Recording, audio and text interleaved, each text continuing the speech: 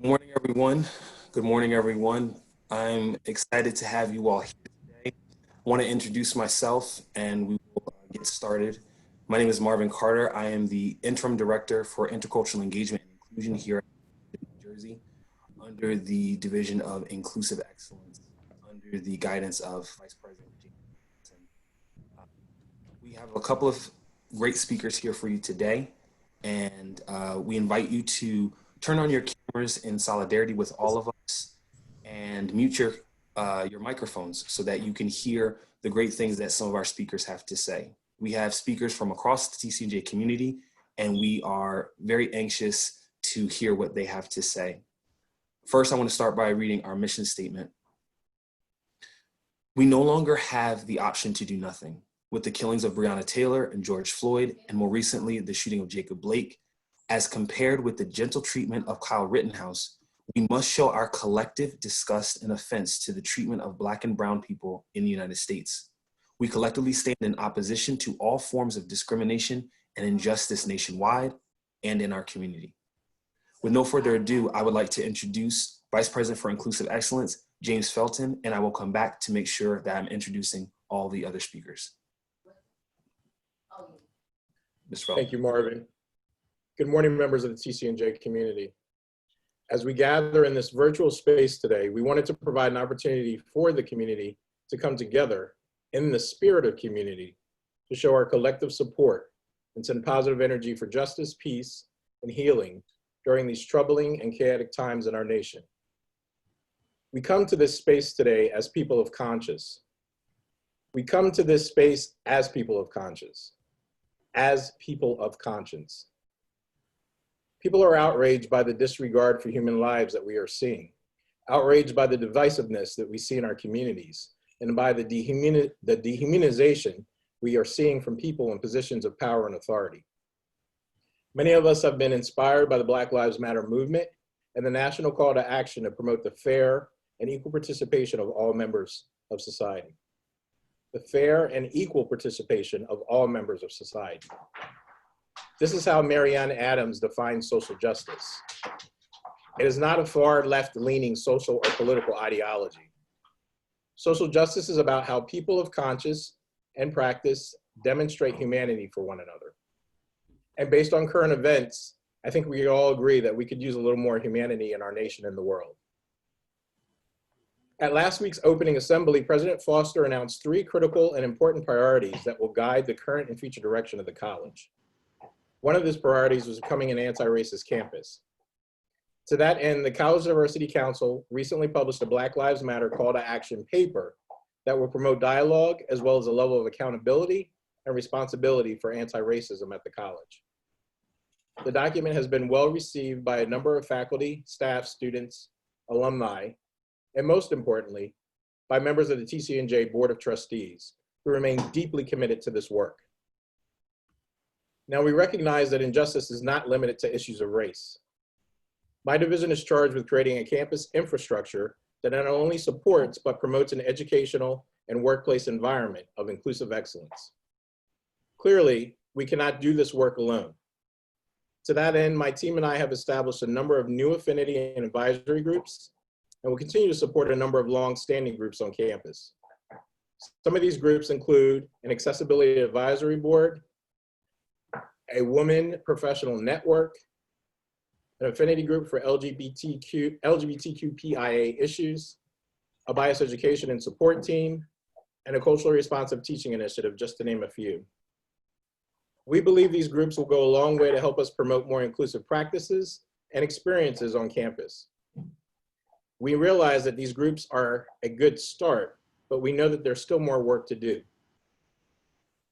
There'll be more to come on these other programs and initiatives, but this morning, we want to acknowledge the pain, the outrage, and grief regarding the social and civil injustices that many of us are witnessing and experiencing. This morning, you'll hear from several student leaders on campus, as well as representatives from student government, staff senate, and faculty senate, respectively. I hope that we can spend the next 40 minutes or so listening and reflecting on their words, their emotions, and collective calls to action as we think about the importance of standing in and being in community in order to appeal to our collective conscience and humanity. Before we begin, I want to give a special shout out to our amazing staff in mental health services. Even though the college has been remote since last March, the staff in health services has continued to provide consultation and related services to students in need. If at any time you are feeling triggered or finding it difficult to deal with the uncertainty of current events, I encourage you to contact their office to schedule an appointment, as well as access the current and previous issues of the Health and Wellness newsletter. Finally, if you have witnessed or experienced incidents of bias, either in or out of the classroom, I encourage you to consult with Carrie Thompson-Tillett, Associate Vice President for Inclusive Excellence, or complete an incident report form located on the Bias Education Support Team webpage. At this time, I'd like to turn the program over to Professor Matthew Bender, President of the TCNJ Faculty Senate. Thank you very much. Hello, everyone, and thank you for joining today's event. My name is Matthew Bender. I am president of the TCNJ Faculty Senate, and I'm a professor in the Department of History. I'm proud to stand together with other campus leaders today to reject discrimination and injustice. In the past several months, we have witnessed numerous horrific acts of violence across our country. We have named just a few of the victims today: Breonna Taylor, George Floyd, Jacob Blake. They are part of a long line of individuals who have suffered the repercussions of systemic discrimination and oppression that has taken many forms and that disproportionately affects people of color: racism, police brutality, gender and sex-based violence, ableism, and religious discrimination, as well as other forms of bias. We have also seen the pain of discrimination on our own campus and have all felt the frustration from a persistent lack of meaningful action or progress. We stand together to oppose this long-standing pattern of violence, discrimination, and injustice that has plagued our local, national, and campus communities. But moreover, we commit ourselves to action. So how do we do this? First, we need to come together as a community. This work will take all of us working together: faculty, staff, students, administrators, alumni, community members, all of us as equal partners in change and progress. I am a scholar of African history, and much of my research focuses on restoring violence and agency to Africans who have been denied it through the violence of slavery, colonization, and neoliberalism. In the Swahili language, there is a word, harambe, that means all pull together.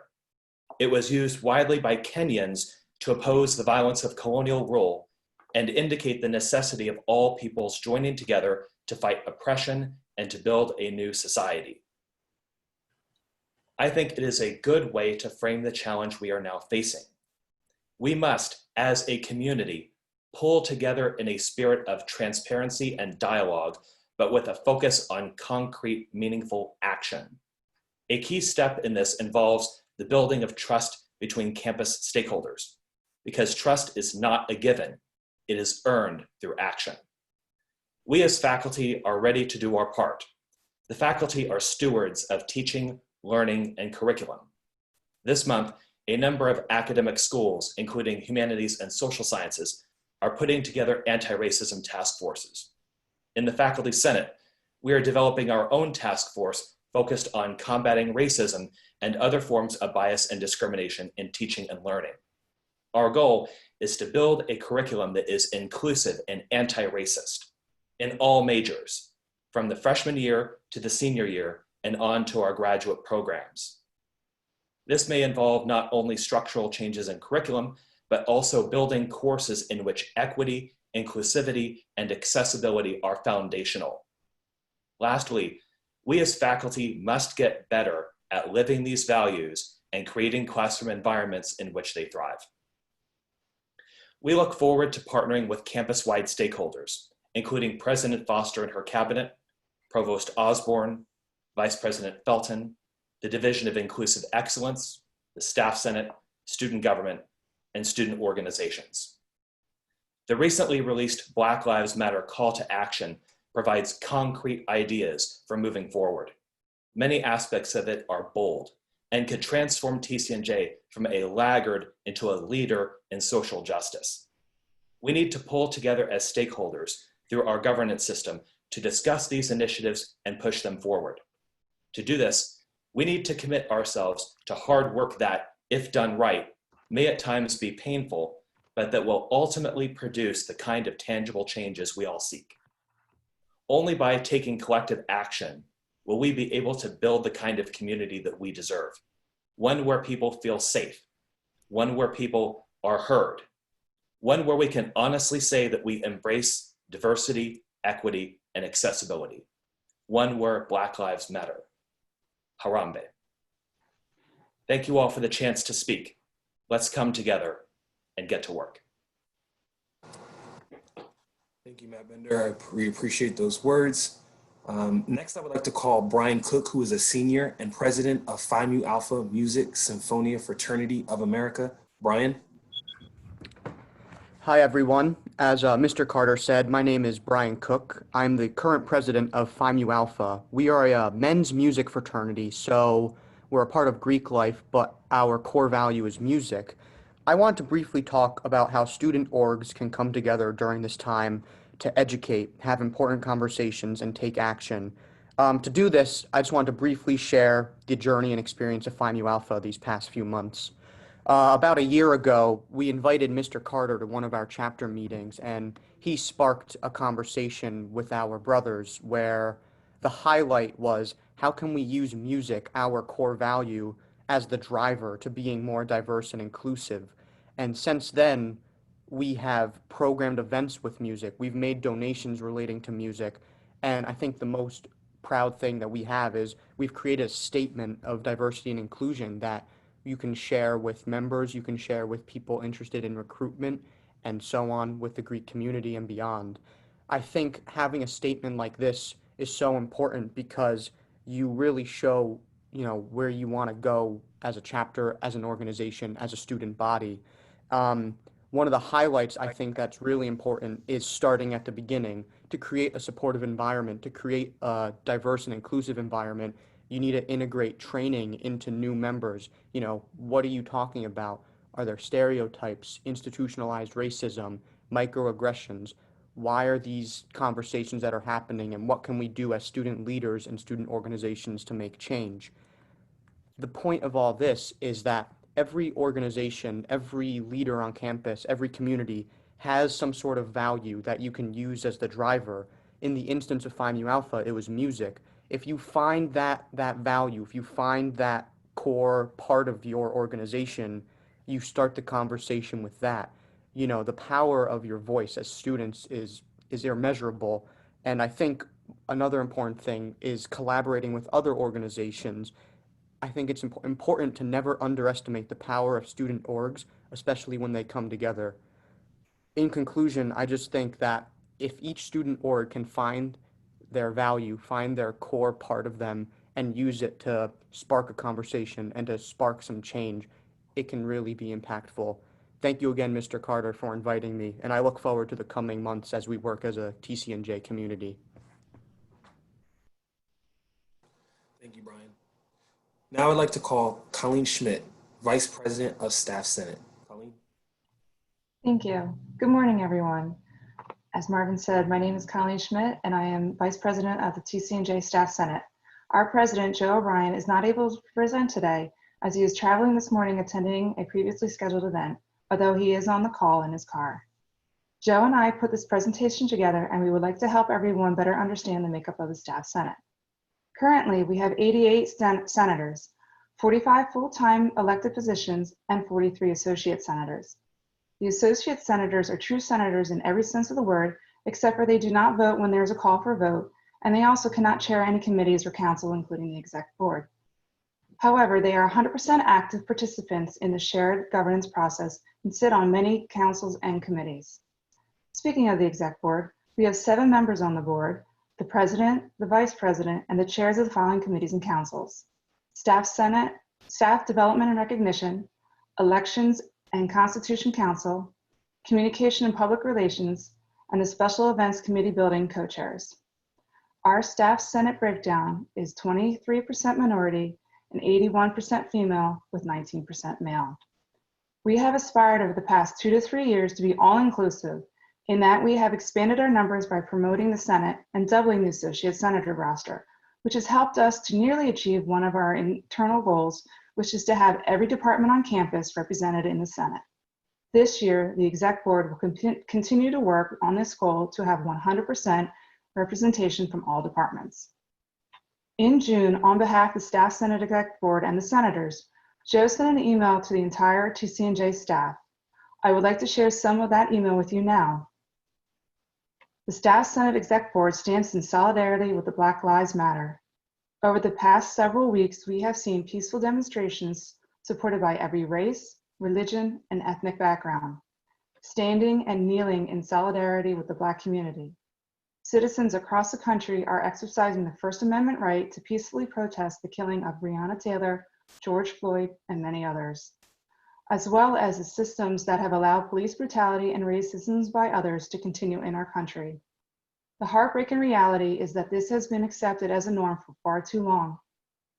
These recent killings ignite outrage over the deadly impact of racism against Black people in the United States. But it is clear that this is not an isolated problem or limited to police brutality. Racism is a public health crisis. Our friends and colleagues in the Black community live with some measure of fear and uncertainty every day. In addition to the police brutality that sparked these protests, we've also seen an alarming report that the COVID mortality rate for Black people in the United States is more than twice as high as for the white people. This research estimates that if the mortality rates were equal, some 13,000 Black people would still be alive today. This is unnecessary and unacceptable. Now more than ever, we must remain dedicated to work on dismantling racism in our country and on our campus. For all of us, this should feel personal. We will, individually and collectively, work twice as hard to listen, learn, and demand change. We will not be silent. We will open our hearts and minds and join with each other as part of the TCNJ community to build campus relationships and systems that are absent from all prejudices and discrimination and embrace total inclusiveness. As the elected representatives of the staff Senate welcomes the opportunity to be a leader on the campus as we demand change that demonstrate through word and action that Black lives matter. The Staff Senate also believes that respect for inherent dignity, worth, unique attributes, and human rights for all individuals is a fundamental principle. The Staff Senate advocates for social justice and human rights, especially for those whose rights are more easily violated or not fulfilled.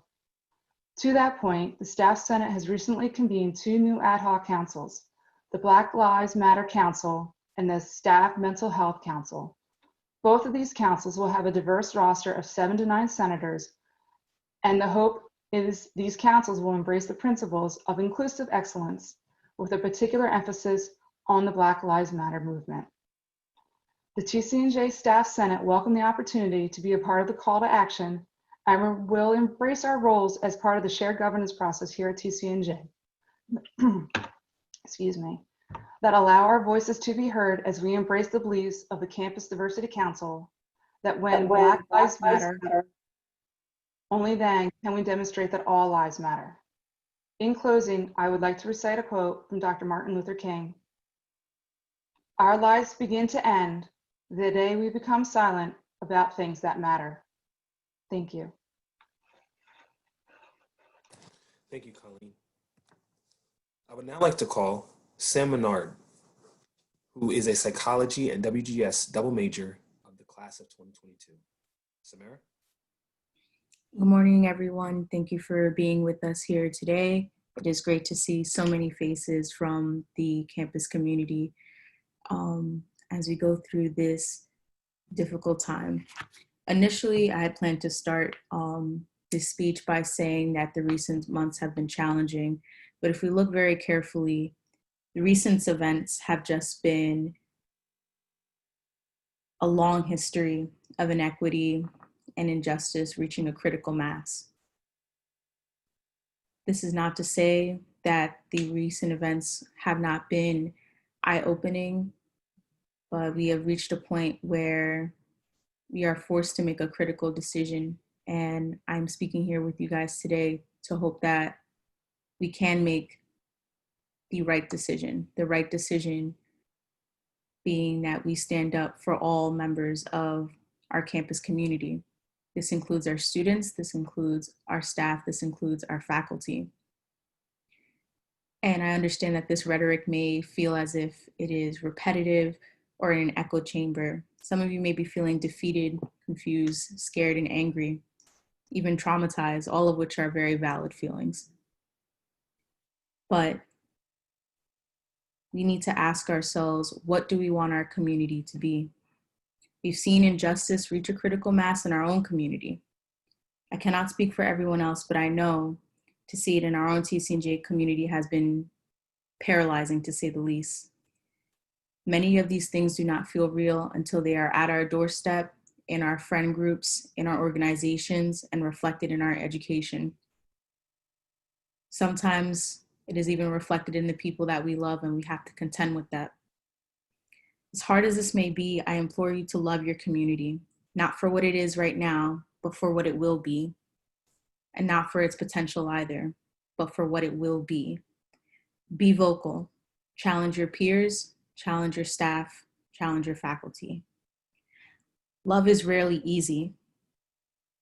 Many of us are feeling swindled out of the community that we were promised by recruiters, by brochures, by interviews, and by headhunters and scouters.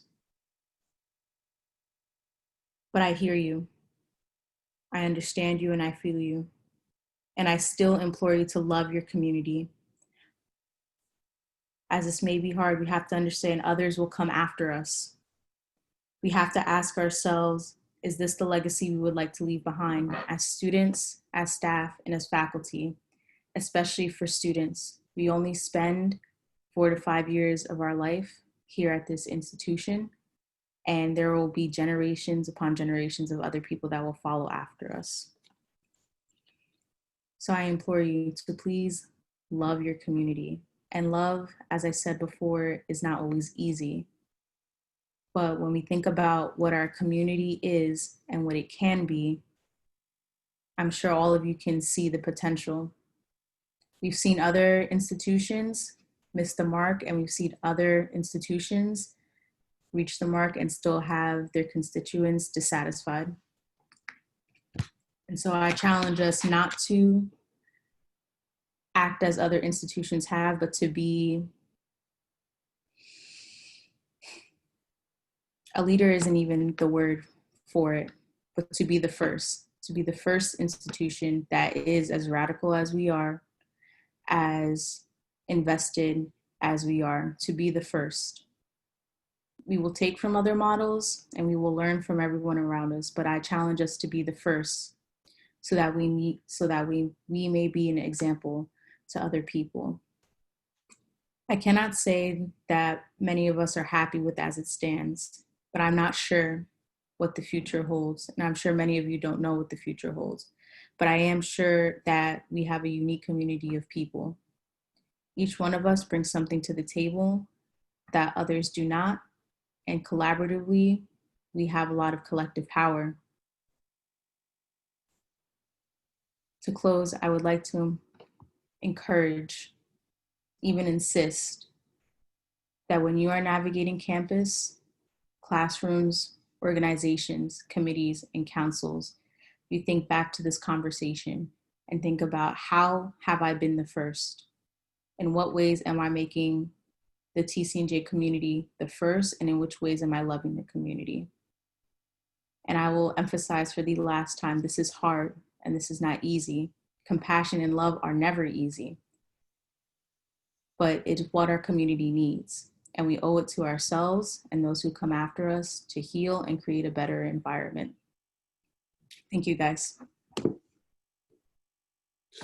Thank you very much, Samara. Now I'd like to call Suchir, who is the Executive President of Student Government. Suchir. Good morning, everyone. My name is Suchir. I am a senior English major, and I'm the Executive President for Student Government. So Just as with the foundation of this country and the institutionalized oppression of Black, Indigenous, and people of color, we cannot begin to recognize the disparities in higher education and the discrimination of Black and Brown students, faculty, and staff without recognizing the systems built to uphold their abuse. Moving into this fully remote semester, the challenges students of color experience are far beyond the imagining capabilities of any governance or divisional decision. Establishing equity in the classroom means creating equitable systems, not reinforcing existing ones that clearly place students in vulnerable positions with their professors. We cannot achieve inclusivity in the classroom without recognizing the inherent racism and microaggressions that already exist in practice from centuries of inequity. We cannot trust our reporting systems when they easily carry the legacy of gaslighting students. And we cannot claim to be an anti-racist institution without acknowledging the pain and trauma described in social media posts from Black at TCNJ, among others. We should not be trying to justify all the reasons why Black at TCNJ is illegitimate. We should be doing all that we can to honor and address those experiences as they've been relayed repeatedly in many different ways throughout the years. In viewing the progression of student activism over the summer, I noticed that although many TCNJ students posted their support for Black Lives Matter on social media, the decreasing consistency of this form of advocacy has taught me that people viewed Black Lives Matter as a trend.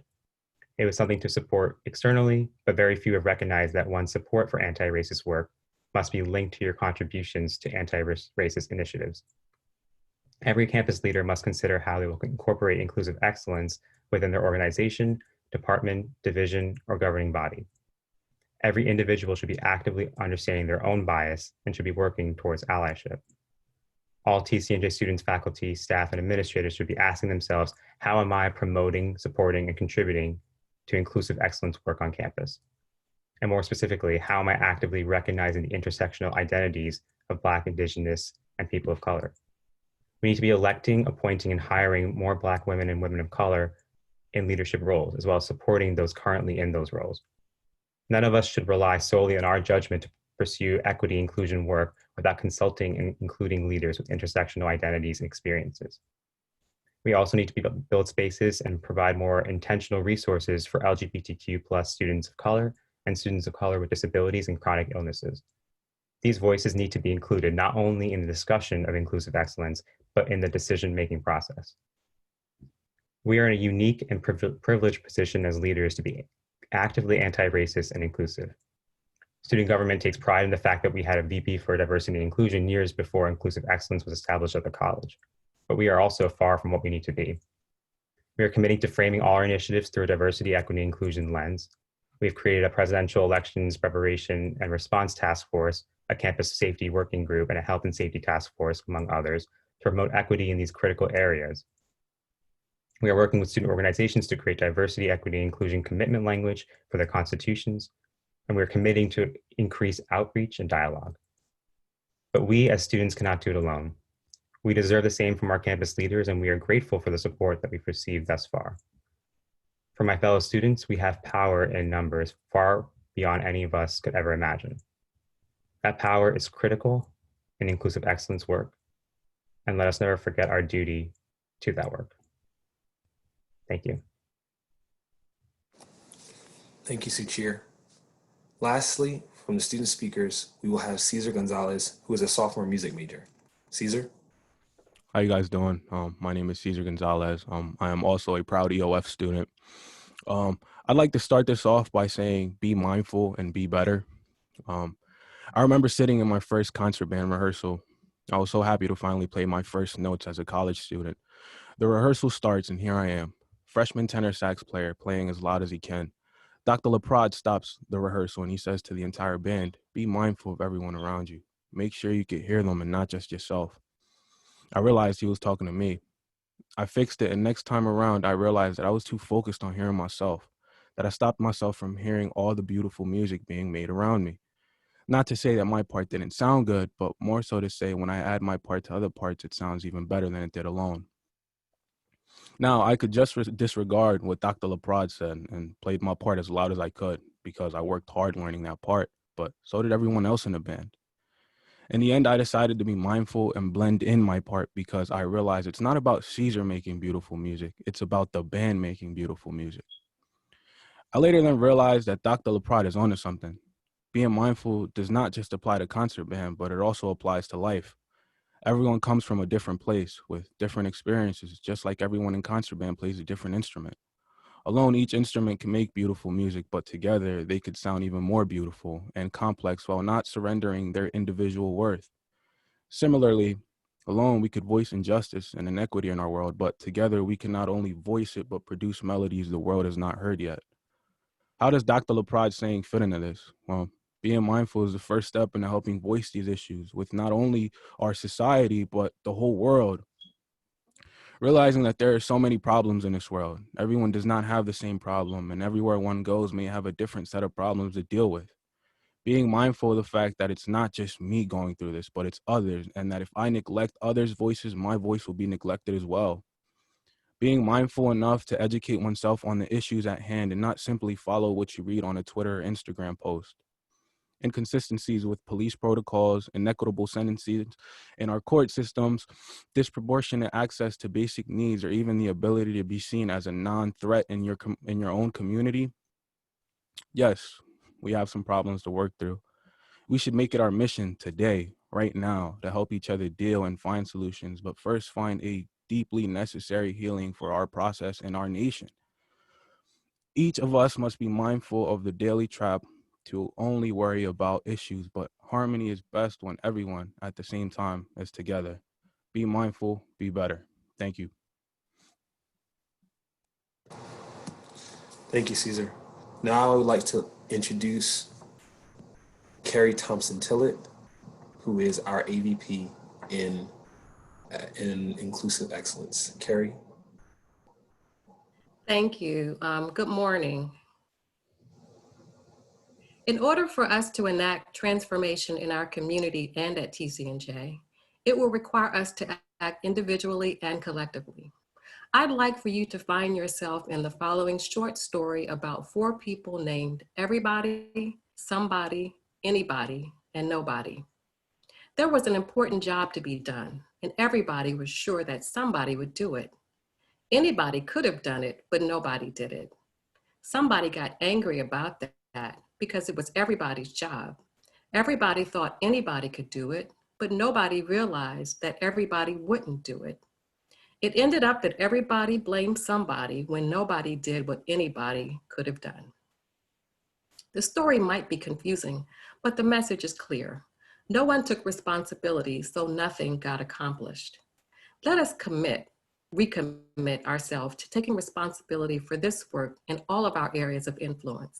Be a role model, set the standard, focus less on the problems in the process, and find solutions. Don't let anyone stop you from taking responsibility for building the kind of spaces that embrace everyone at TCNJ. If you are neutral in situations of injustice, you have chosen the side of the oppressor. I want to thank you all for joining us today, and please stay tuned to your email and social media for future events that our division will be hosting. Thank you, and I hope you all have a great rest of the day.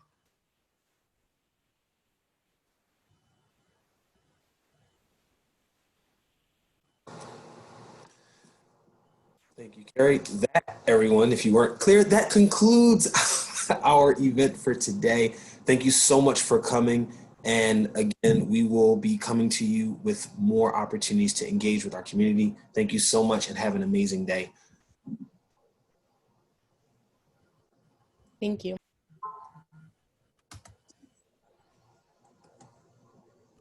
Awesome. Thank you so much.